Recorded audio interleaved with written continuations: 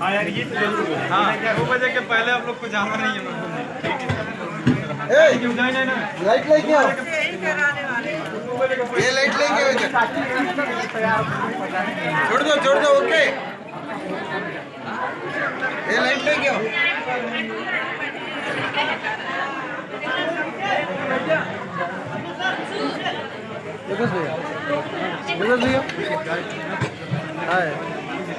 हमारे योगेश भैया, ये हमारा नीरज है, बहुत मेहनती है और बहुत ही दिल से लगन से काम करता है और भगवान कर इसका भविष्य बहुत उज्जवल है क्योंकि ये बहुत ईमानदार है। ईमानदार होना चाहिए, भैया का आशीर्वाद है।